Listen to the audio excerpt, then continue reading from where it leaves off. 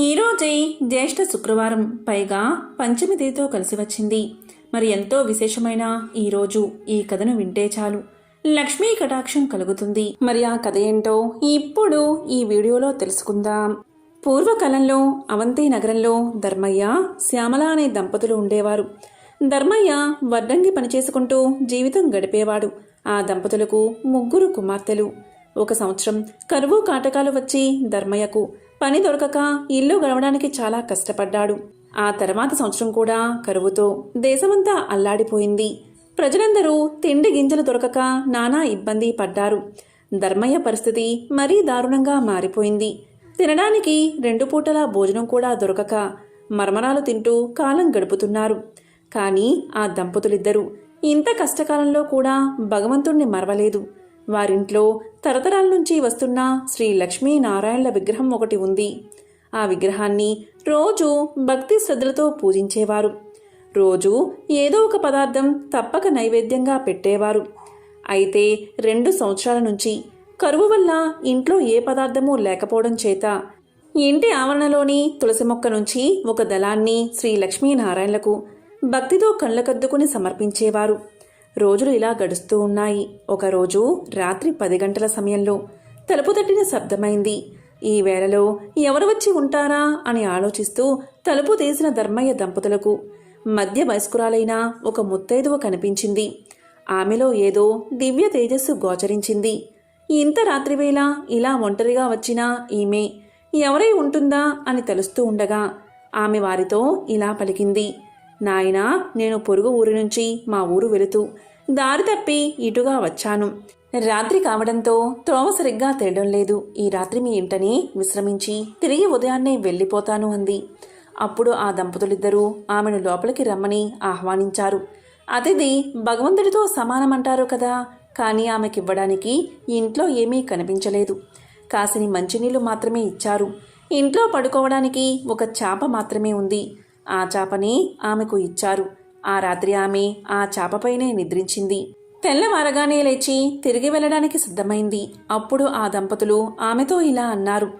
తల్లి, నీవు తేజస్సులో సాక్షాత్తు జగన్మాత శ్రీ మహాలక్ష్మిలా ఉన్నావు. నిన్ను ఒట్టి చేతులతో పంపుతున్నందుకు ఎంతో బాధగా ఉంది అన్నారు. అప్పుడు ఆమె ఇలా పలికింది. ఓ దంపతులారా, మీరు చింతించవలదు. మీ ఇంట ఉండడానికి ఒప్పుకున్నారు, అదే చాలు అన్నది. అప్పుడు శ్యామలమ్మ ఆమెకు బొట్టు పెట్టి పంపించింది. ఆమె వెళ్ళిన తర్వాత కాసేపటికి ఇంట్లో ఏదో చప్పుడు వినిపించింది. ఏమిటా అని ఇల్లంతా చూడగా శ్రీ లక్ష్మీనారాయణల విగ్రహం వద్ద నుంచి శబ్దం వస్తున్నట్లుగా వారు గమనించారు. అక్కడ కొన్ని బంగారు నాణాలు పడి ఉన్నాయి. అప్పుడు వారికి జరిగిందంతా అర్థమైంది. రాత్రి తమ ఇంటికి వచ్చింది మరెవరో కాదు, సాక్షాత్తు జగన్మాత శ్రీ మహాలక్ష్మియే. ఆ తల్లికి తామేమీ ఇవ్వలేకపోయామే, కనీసం తగిన వసతి కూడా కల్పించలేకపోయామే అని బాధపడ్డారు. ఆ తల్లిని అనేక విధాలా స్తుతించారు.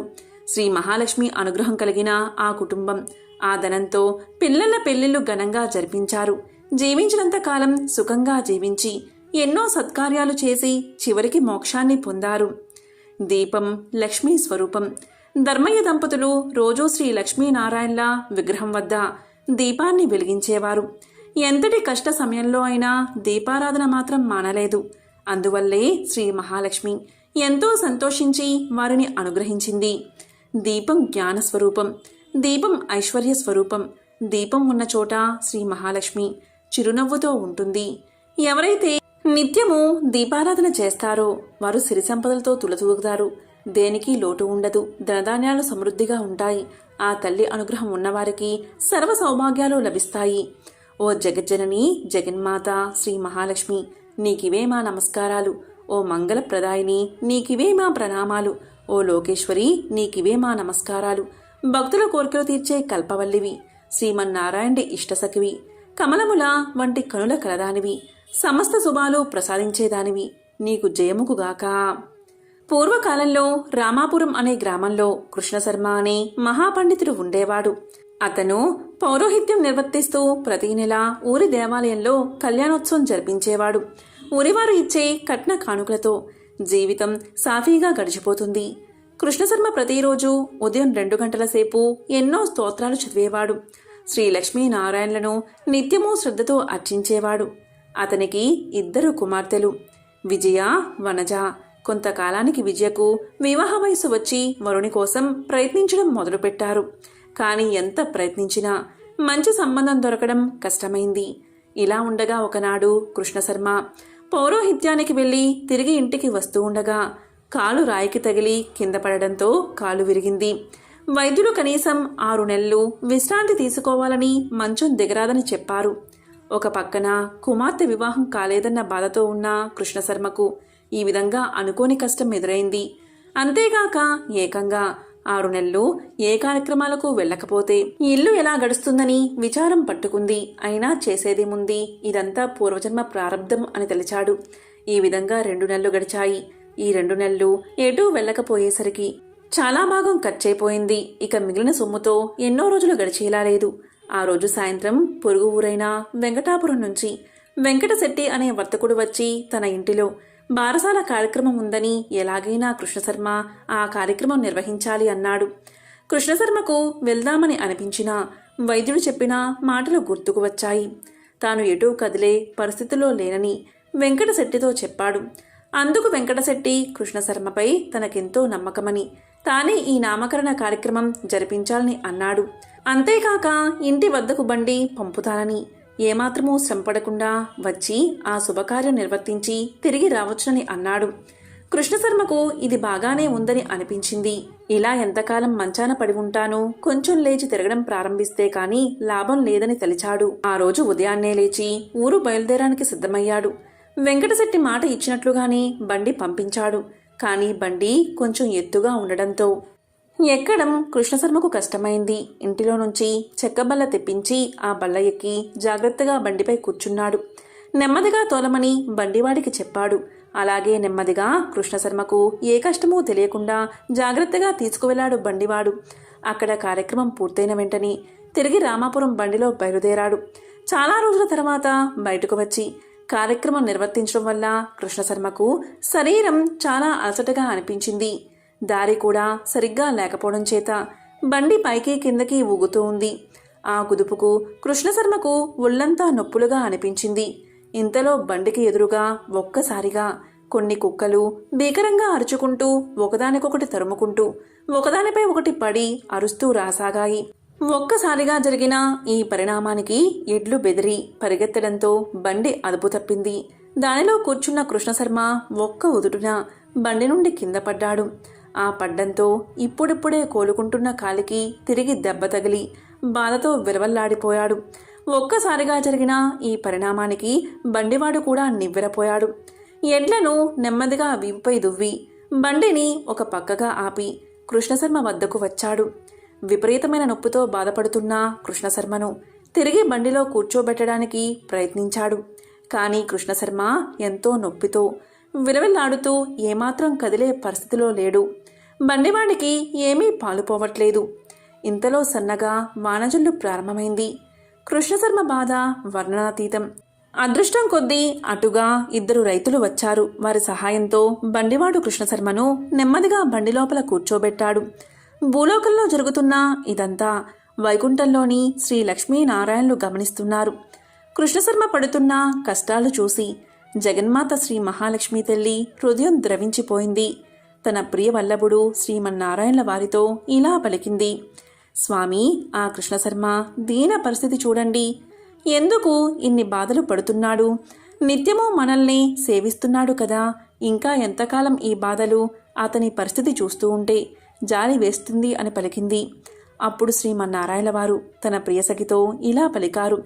ప్రియసఖి, మానవులు తమ తమ పూర్వజన్మ పాప పుణ్యాల ఫలంగా సుఖదుఖాలు అనుభవిస్తారు. పూర్వజన్మ కర్మఫలం పూర్తవగానే కృష్ణశర్మకు తప్పకుండా మంచి రోజులు వస్తాయి. సమస్యలన్నీ తీరి సుఖంగా జీవిస్తాడు అని పలికారు స్వామివారు. అప్పుడు అమ్మవారు ఇలా పలికింది. ఏమి సుఖం స్వామి, కుమార్తెల వివాహం ఇంకా కాలేదు. వారికి యుక్త వయసు దాటిపోతుంది. కాలినొప్పి పూర్తిగా తగ్గకముందే తిరిగి ఇప్పుడిలా జరిగింది. ఎప్పటికీ పూర్తిగా కోలుకుంటాడో కదా అని పలికింది. ఓ దేవి, త్వరలోనే అతని కష్టాలన్నీ తీరిపోగలవు. నీవు చింతించకు. నీ మనస్సు నాకు తెలుసు. నీ బిడ్డల బాధ నీవు చూడలేకపోతున్నావు. ఆ సంగతి నాకు తెలియంది కాదు. కానీ కృష్ణశర్మ పూర్వజన్మ కర్మఫలం ఇంకా పూర్తి కాలేదు. కొన్ని రోజులలో ఇది పూర్తయి అతనికి మంచి రోజులు రానున్నాయి అని పలికారు స్వామివారు. ఇక్కడ భూలోకంలో కృష్ణశర్మను బండిలో జాగ్రత్తగా కూర్చోబెట్టి ఆ బండివాడు అతని రామాపురం తీసుకువచ్చి ఇంటి వద్ద జాగ్రత్తగా దింపాడు. జరిగిందంతా తెలుసుకుని కృష్ణశర్మ భార్యా కుమార్తెలు ఎంతగానో బాధపడ్డారు. నిత్యము ఆ లక్ష్మీనారాయణలను కొలిచే తమ కుటుంబానికి ఈ కష్టాలేమిటి అని ఎంతగానో చింతించారు. అటు తర్వాత వైద్యుడు వచ్చి కృష్ణశర్మను పరీక్షించి కొద్ది కొద్దిగా కోలుకుంటున్న కాలు మరలా విరిగిందని, ఇక ఎటువంటి పరిస్థితిలోనూ ఇల్లు కదలవద్దని చెప్పి వెళ్లిపోయాడు. కృష్ణశర్మ ఎంతో బాధపడి ఈ కష్టాల నుంచి తనకు ఎప్పుడు విముక్తి కలిగి తిరిగి మునపటి వలని తిరగలుగుతానా అని అనుకున్నాడు.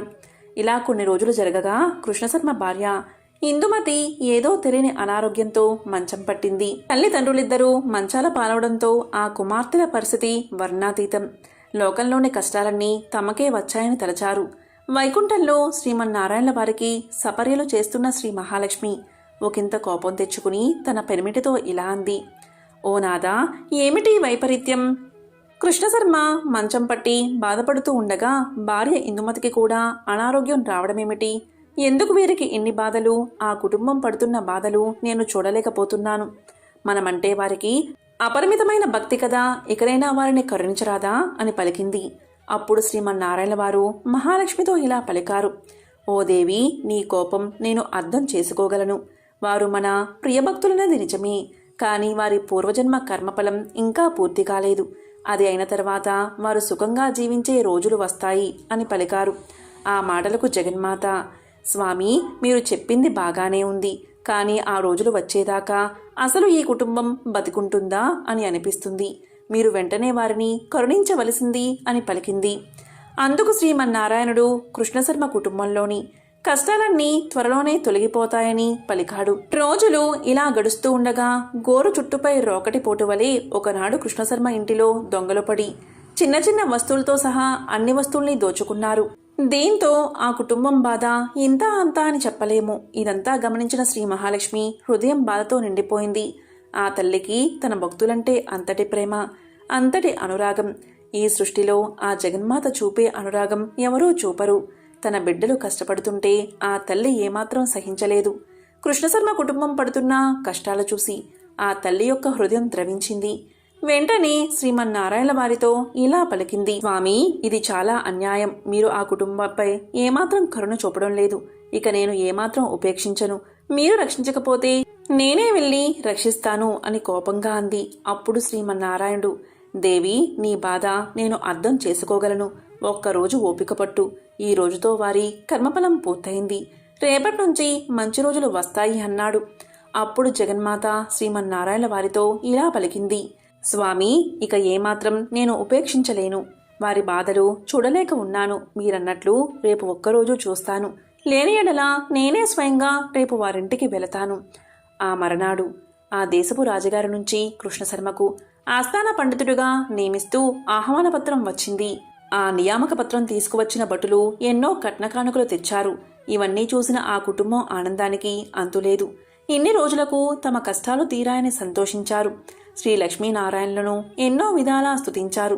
వైకుంఠంలోని శ్రీ మహాలక్ష్మి కూడా ఎంతో సంతోషించింది.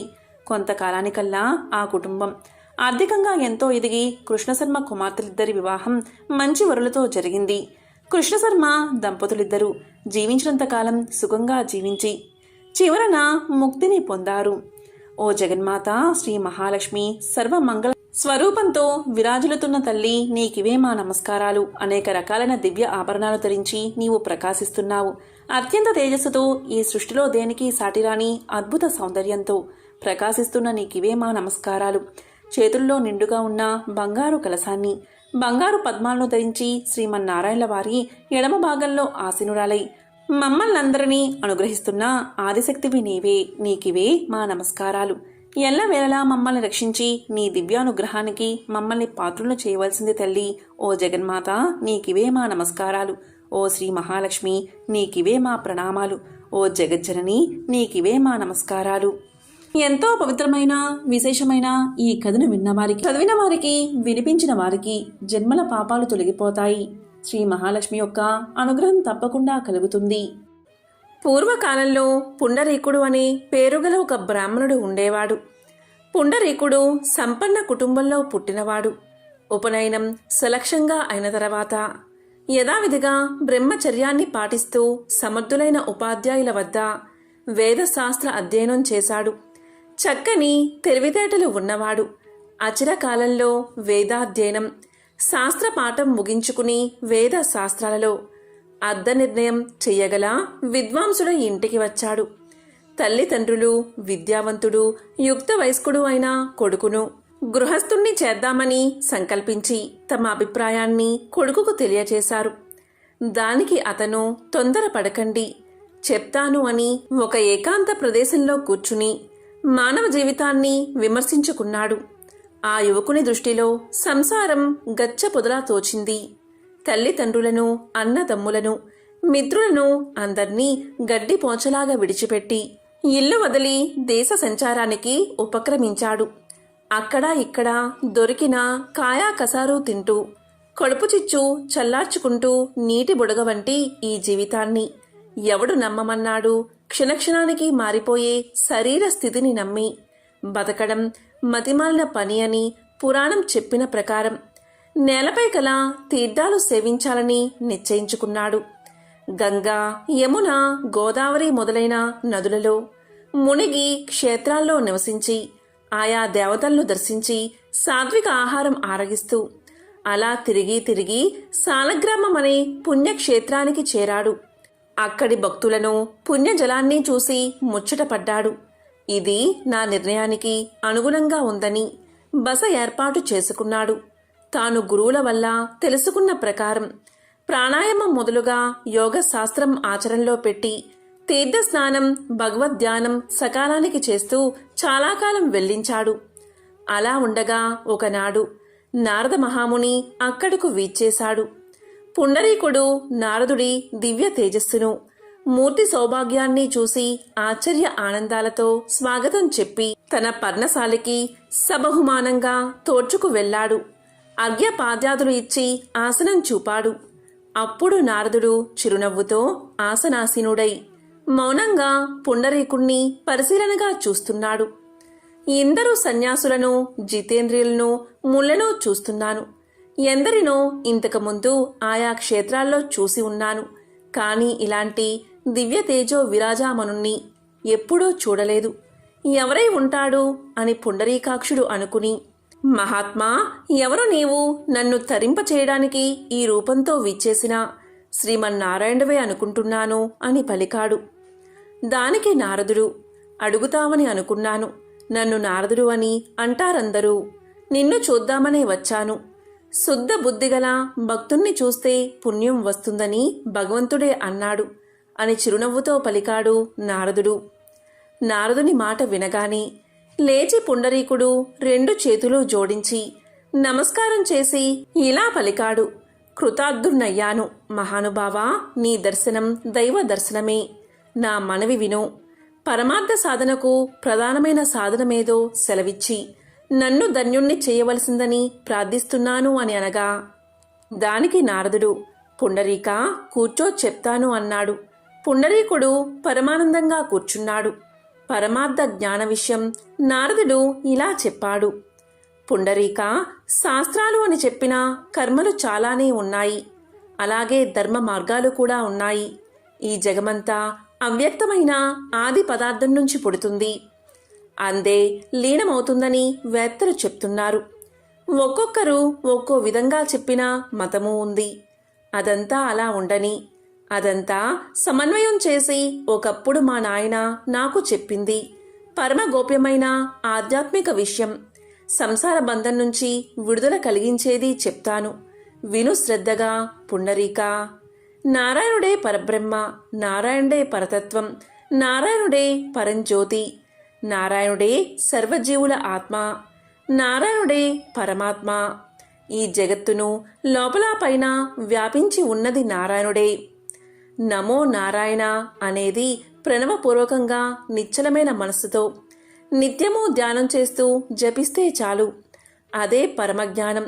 ఇంతకంటే పరమార్థాన్ని తెలిపేది లేదు, పరమార్థమూ లేదు. అని శాస్త్రాలను, అన్ని మతాలను, అందరూ శాస్త్రకారుల వాక్కులను పరిశీలించి నేను చెప్పేది ఇది ఒక్కటే. పుండరీక, అదా ఇదా అని భ్రాంతిని కలిగించే శాస్త్ర వాక్కులను మర్చిపో. నారాయణ్ణి నమ్మి మనసారా ధ్యానించు. అలా ప్రవర్తిస్తే త్వరగా విష్ణు సాయుధ్యాన్ని పొందుతావు. మళ్ళీ చెప్తున్నాను విను. ఓం నమో నారాయణాయ అనే మంత్రమే సర్వార్థ సాధకం. వస్తాను అని బోధించి నారదుడు వెళ్ళిపోయాడు. ఇంకా చెప్పేదేముంది? పుండరీకుడు నారాయణ మంత్ర జపంలో, నారాయణ నామస్మరణలో రెండవ నారదుడు అయిపోయాడు. సర్వ జగత్తును విష్ణుమయంగా భావించి ధ్యానించి అచిరకాలంలో చరితార్థుడు అయ్యాడు. శాలిగ్రామ క్షేత్రంలో చిరకాలం తపస్సు చేశాడు. శ్రీహరి గురించి అతని తపస్సుకు సంతృప్తుడై పుండరీకాక్షుడు పుండరీకుని అక్షుర సఫలం అయ్యేటట్లు దర్శనం ఇచ్చాడు. శ్రీహరి దర్శనం కాగానే పుండరీకుడు సాష్టాంగ నమస్కారం చేసి లేచి చేతులు జోడించి ప్రార్థించాడు. అప్పుడు శ్రీహరి, పుండరీక, కోరుకో వరమని అనగా పుండరీకుడు ఇలా అన్నాడు: ప్రభు, ఏమి కోరాలో నాకు తెలియదు, ఏమిచ్చినా సంతోషమే అన్నాడు. దానికి శ్రీహరి చిరునవ్వు నవ్వి, సరే రా, ఈ గరుడిని మూపిపై నా వెనుక కూర్చో, నాతో వైకుంఠానికి రా, నా రూపాన్ని ధరించి నిత్యము నా వెనుకే ఉంటూ నాతోనే ఉండు అని చెయ్యి పట్టుకుని వాహనం మీదకు తీసుకున్నాడు ఆ శ్రీహరి. ఆ సమయంలో దేవదుందుబులు మోగాయి. దేవతలు జయ శబ్దాలతో మందార కుసుమ వర్షాన్ని ఆనందంగా కురిపించారు. అలాంటి జగదానంద స్థితిలో జగదీశ్వరుడు పుండరీకాక్షుడు పుండరీకుణ్ణి తనతో సహా గరుడారూఢుణ్ణి చేసి వైకుంఠానికి తీసుకు వెళ్ళిపోయాడు అని చెప్పి సూతుడు భరద్వాజునితో అన్నాడు: మునీశ్వర, పరమార్థ సాధకం తెలిసిందా? దీన్ని మన్నం చేస్తూ జగదీశ్వరుడైన విష్ణువును నమ్మి కీర్తించడమే కలిమానవులకు మంచిది. ఇదే మోక్షప్రదం.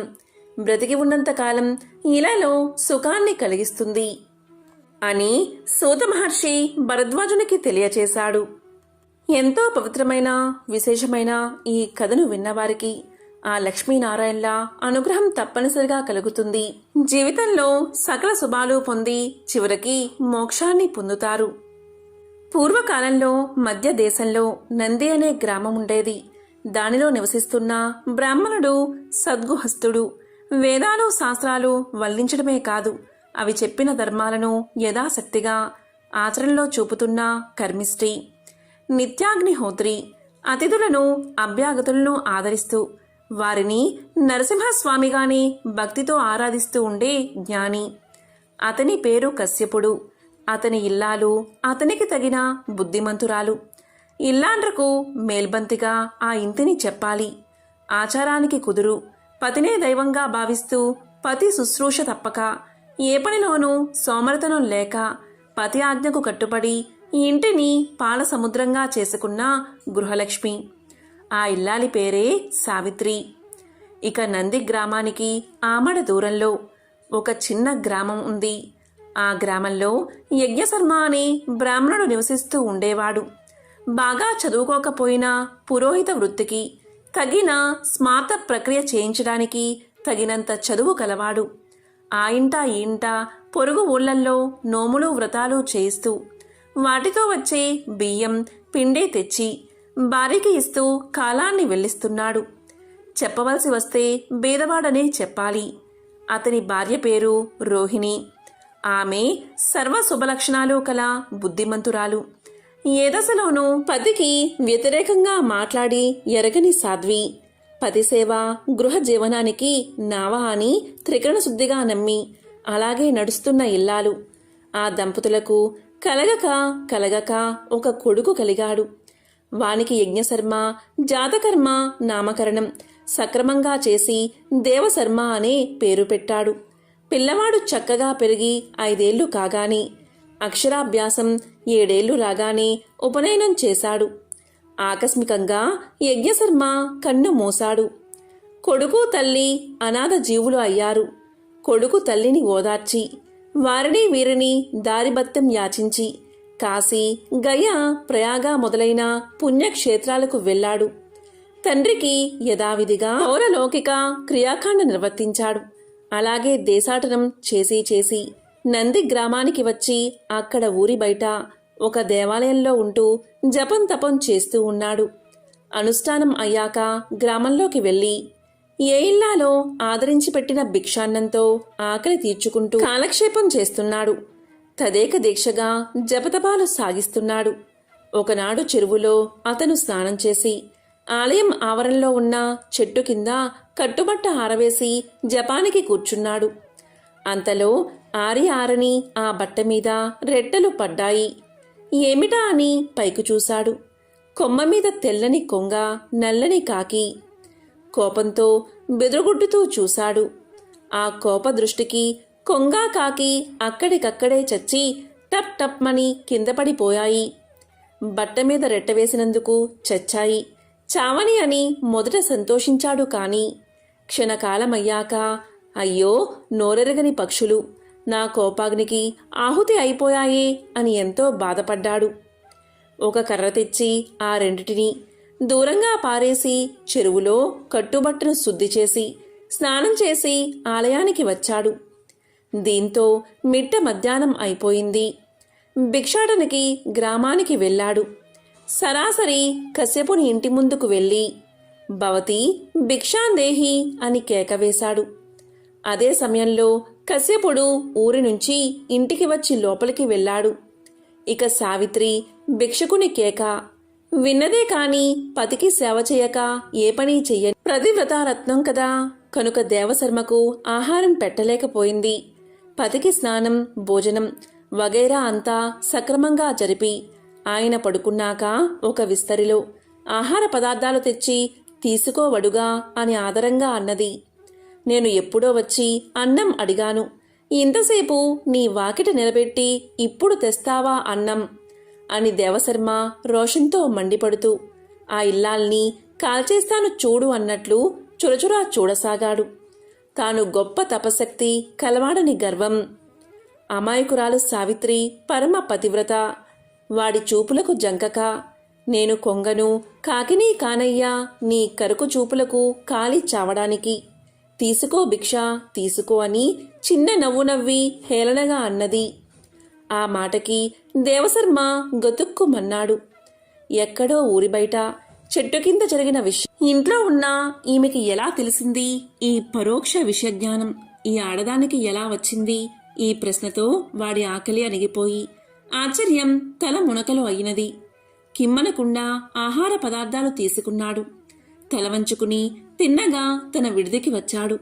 ఆకులో ఆహార పదార్థాలు గుమ్మరించి అన్నీ కలిపి ఒకసారి ఆరగించాడు. సరి అయిన చైతన్యం లేదు. అలాగే చెయ్యి నోరు కడుక్కున్నాడు. ఎండ చల్లబడిన తర్వాత మళ్లీ కశ్యపుని ఇంటికి వచ్చాడు. అప్పటికి కశ్యపుడు నిద్రలేచి పొలం పనిమీద వెళ్ళిపోయాడు. సావిత్రి ప్రాచీన పురాణ కథ ఏదో చదువుకుంటూ తీరుబాటుగా కూర్చుంది. అమ్మా అనే కేక వినగాని తాటాకు పొత్తం పదిలంగా కింద పెట్టి మెల్లమెల్లగా కలహంసిలాగా అడుగులు వేస్తూ వీధి వసారాలోకి వచ్చింది సావిత్రి. ఎదుట చేతులు జోడించి నిల్చున్న బ్రహ్మచారి దేవశర్మ. ఏమి వచ్చావు వడుగా అని ఆదరంగా అడిగింది. అమ్మా, ఎక్కడో జరిగిన దానిని ఇంట్లో ఉన్న నీవు ఎలా చెప్పగలిగావు? ఆ శక్తి నీకు ఎలా వచ్చింది? అది అడగడానికే వచ్చానని బెదురుతూనే అడిగాడు ఆ బ్రహ్మచారి. అదా చెప్పనా, పతిని ఆరాధ్య దైవంగా భావించి సేవించడం భార్యా ధర్మం. నేను ఆ ధర్మాన్ని ఏమరక నెరవేర్చుతూ ఉంటాను. దానివల్ల నాకు పరోక్ష విషజ్ఞానం కలిగింది. స్వధర్మం ఎంత కర్కశమైనా దాన్ని శ్రద్ధతో ఆచరించేవారికి అన్ని శక్తులు అలవడతాయి. దానిలో ఆశ్చర్యపడవలసింది ఏదీ లేదు. ఇక నీ విషయం. నిన్ను నవమాసాలు మోసి దుర్భర ప్రసవ వేదన భరించి కని నిన్ను కళ్ళల్లో వత్తి పెట్టుకుని పెంచిన తల్లిని, పైగా అనాథను, నీపై ఆధారపడి ఉన్న వ్యక్తిని గాలికి వదిలేసి నువ్వు ఇక్కడ చేసే జపము, తపము, అర్థంలేని పనులు. కన్నతల్లిని మించిన దైవం లేదు. మాతృదేవోభవ అనే శృతివాక్యం నీవు వినలేదా? విని ఏం లాభం? ఆ మాతృదేవతను సేవిస్తూ ఉంటే అన్నీ నీకు వశమవుతాయి. ఆ మాత్రం తెలియక స్వధర్మ త్యాగివై ఏదో తపస్సు చేస్తున్నావు. తపస్సు, నీ తపస్సు వల్ల వచ్చిందేమిటి? కొంగని కాకిని చంపడం, అంతే కదా. వెళ్ళు, బుద్ధి కలవాడవై ఇంటికి వెళ్ళు. తల్లిని శ్రద్ధాభక్తులతో సేవించు, అదే గొప్ప తపస్సు అనుకో.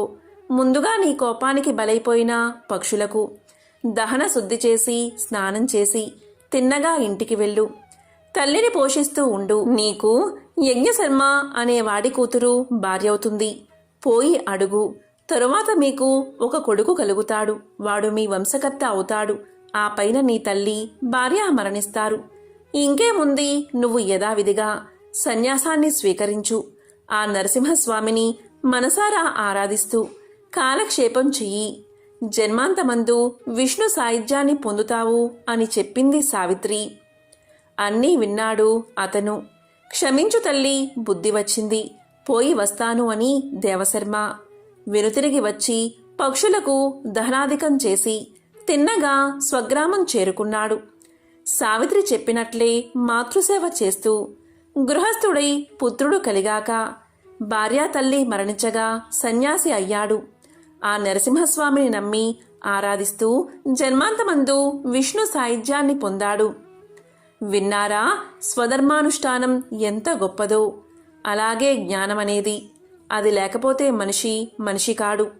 ఆహారం, నిద్ర, భయం వగైరా మనుషులకు పశువులకు సమానమే. జ్ఞానం అనేది ఒకటే మనుషులకు అధికం. అది లేని నాడు మనుషుడు కొమ్ములు తోకలేని పశువన్నమాట. సర్వశ్రేయస్సులను పొందించేది జ్ఞానం. తెలిసిందా అని వ్యాసుడు చెప్పినట్లుగా సూతుడు భరద్వాజులకు చెప్పాడు. ఎంతో పవిత్రమైన విశేషమైన ఈ కథను విన్నవారికి సకల శుభాలు కలుగుతాయి. ఒకసారి నారాయణుడు లక్ష్మీదేవితో ప్రజల్లో ఎంత భక్తి పెరిగింది, అందరూ నారాయణ అంటూ జపిస్తున్నారు అని పలకగా ఆ మాటలు విని లక్ష్మీదేవి ఇలా అన్నది, అది మీకోసం కాదు, నా కరుణా కటాక్షం కోసమే. మీ మీద భక్తి పెరిగింది అని పలికింది. అయితే జనులంతా లక్ష్మీ లక్ష్మి అని ఎందుకు జపించడం లేదు అన్నాడు నారాయణుడు. అలా అయితే ఓ పరీక్ష పెడదాం భక్తులకు అంది లక్ష్మీదేవి. సరే అన్నాడు నారాయణుడు. అప్పుడు నారాయణుడు బ్రాహ్మణ రూపాన్ని ధరించి ఒక గ్రామంలోని గ్రామాధికారి ఇంటి తలుపు తట్టాడు. గ్రామాధికారి తలుపు తెరిచి, ఎవరు మీరు, ఎక్కడి నుంచి వచ్చారు అని అడుగుతాడు. దానికి అతను, నా పేరు లక్ష్మీపతి, మీ నగరంలో హరికథ చెప్పాలని అనుకుంటున్నాను అన్నాడు నారాయణుడు. దానికి గ్రామాధికారి, అలాగా, మహాభాగ్యం, మీరు మా ఇంట్లోనే ఉండండి అన్నాడు. మొదటి రోజు 10 మంది వచ్చారు. రెండవ రోజు, మూడవ రోజుల్లో మరింత పెరిగి కూర్చోవడానికి స్థలం లేక నిలబడి భక్తితో వింటూ ఉన్నారు. ఇక ప్రజల భక్తి చూసి శ్రీహరి సంతోషపడతాడు. లక్ష్మీదేవి వృద్ధురాలిగా మారి ఆ గ్రామానికి వచ్చి ఇంటికి తాళం వేసి హరికథకు వెళ్తున్న స్త్రీతో, అమ్మా, దాహంగా ఉంది, కొంచెం నీళ్లు ఇవ్వమ్మా అని పలకగా, దానికి ఆమె, అమ్మా, నేను హరికథ వినేందుకు వెళ్తున్నాను అని సమాధానం చెప్పింది. దానికి ఈమె, నాకు కొన్ని నీరు ఇవ్వు, నీకు అమితమైన పుణ్యం లభిస్తుంది అని అడగ్గా, లక్ష్మీదేవి అడిగితే కాదనలేని ఆ స్త్రీ తాళం తీసి ఇత్తడి చెంబుతో నీళ్లు ఇచ్చింది. ఇక లక్ష్మీదేవి నీరు తాగి ఆ చెంబు తిరిగి ఆ స్త్రీ చేతికి ఇవ్వగానే ఆ చెంబు బంగారు చెంబుగా మారిపోయింది. అది చూసిన ఆ స్త్రీ ఆశ్చర్యపోయి 2 చేతులు జోడించి, ఎంత మహిమగల తల్లివి, నీకు ఆకలి వేస్తుందేమో, ఉండు అన్నం పెడతాను అని పలుకుతుంది. దానికి లక్ష్మీదేవి, లేదమ్మా, నాకు ఆకలి లేదు అంటూ అక్కడి నుంచి వెళ్ళిపోయింది. ఆ స్త్రీ హరికథకు వచ్చి ఈ సంగతి ఆమె చుట్టుపక్కల ఆడవారికి చెప్తుంది. దాంతో స్త్రీలందరూ మధ్యలోనే లేచి వెళ్ళిపోతారు.